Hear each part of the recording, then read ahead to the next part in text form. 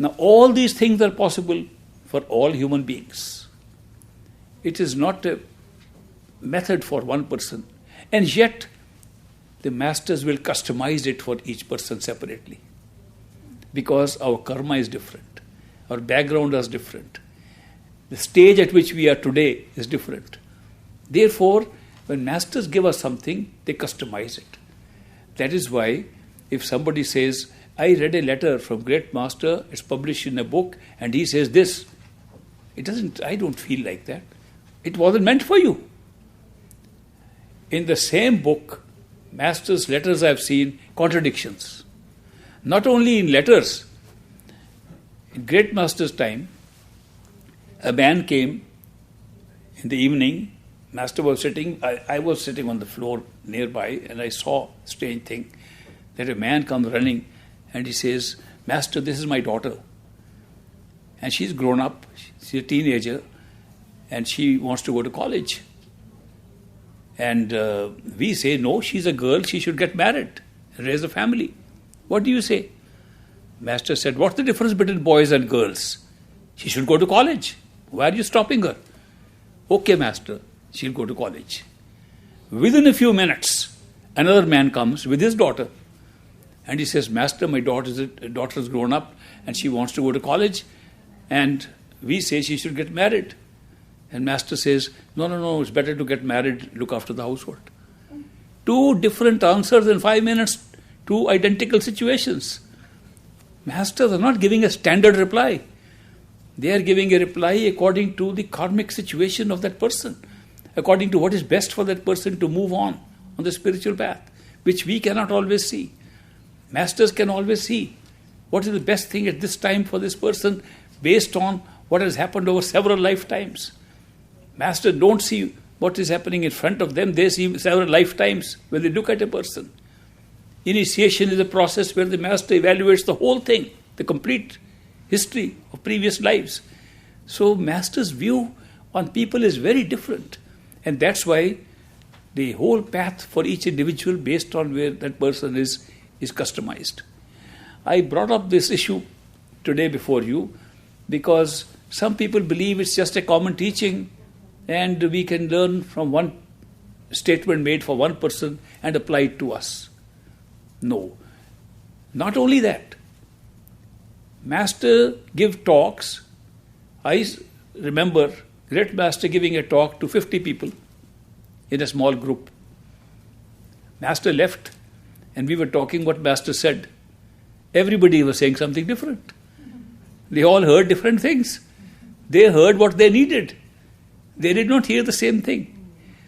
So, when I was young, I had a great-grandmother. She was very old and feeble. And my father said, this is my grandmother, your great-grandmother.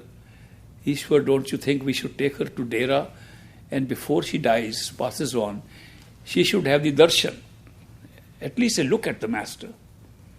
We said, that will be a great idea. So we family took her. She had to be carried. She was so infirm. She had become small in body. We carried her and requested great master, this is grandmother or great-grandmother, and she is about 90 years old, and she couldn't come herself. We carried her, but we thought she'll have your darshan and hear one satsang of yours, one discourse of yours. Can we seat her just next to you so she can hear you clearly because she is old? Master said yes. We seated her next to the master when he was giving a discourse. And in those days, in the Dera in India, there were no lavatories for men or women, and people after the satsang had to go to the river. And the ladies were going on the left side and the men were going on the right side. So they don't interact there. They go to their own places.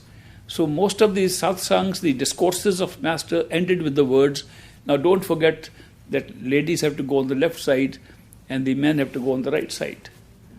So this lady whom we call Bebeji as a great-grandmother, after the satsang, we lifted her, brought her home. We were very happy. She heard this whole satsang sitting next to great master.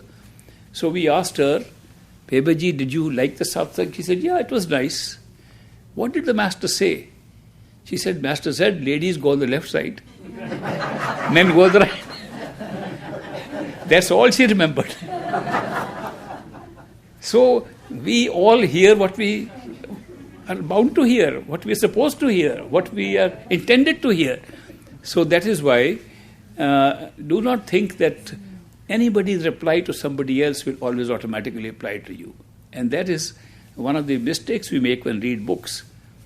Somebody says that I am reading a book which says the real secret of getting success in meditation is all the effort you can put in. Put in 2 hours, 2.5 hours, if possible even more. That the most successful meditators had put in 8 hours of meditation a day. That's why they got it. Same book, another part of the same book says, actually it is not the effort at all that counts. It is the grace of the Master and the love that pulls you. If you have love and devotion and get grace of the Master, ask for grace. Don't waste your time on meditation. Which one is true? It's in the same book. Effort or grace? Do you depend on one part of the book or the second part of the book? How can the book help you if the both things are stated there? Of course, when you go to a master and he says, do your meditation, more meditation, he knows that's all you need.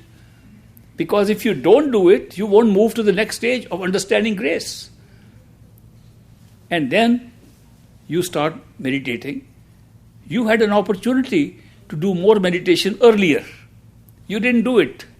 Master says, do more meditation, and you start meditating more. And then later on you make some progress and you suddenly find you could not have meditated more at all with your mind, but for the grace the Master gave you by saying, meditate more. And you discover that what you meditated more was not your meditation, it was grace itself.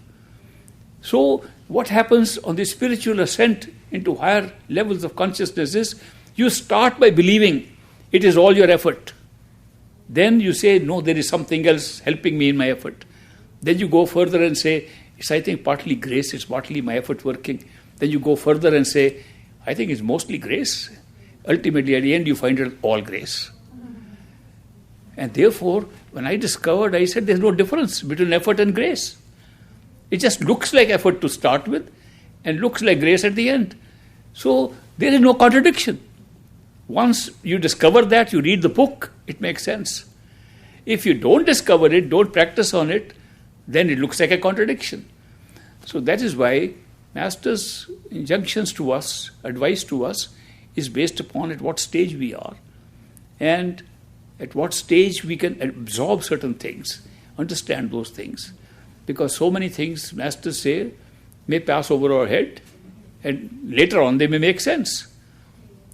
A guy came to me once in Cambridge and he said, I am interested in the spiritual path and I've read a book called The Path of the Masters by Dr. Julian Johnson. It's a good book, but it doesn't answer my questions. That it's not worthwhile for a spiritual seeker to read. It's based upon ancient Indian ideas that he has picked up, this doctor from US, and I threw the book away. I said, well, that's all right. If the book made no sense to you, you could read some more psychological books and other things, understanding the mind. After a few years, he met me again. He said, wonderful, I'm on the spiritual path. I said, what happened? I read the book again. The same book put me on the spiritual path now. The same book that didn't mean anything, after a few years means so much. What happened? It's nothing wrong with the book. The book is the same. The print is the same. The language is the same. It's your own state of development that took the book with one meaning at one time, another meaning at another time. So all the point I'm making is that these are things customized. We all are at different stages. But what is common is that we all have access to insight.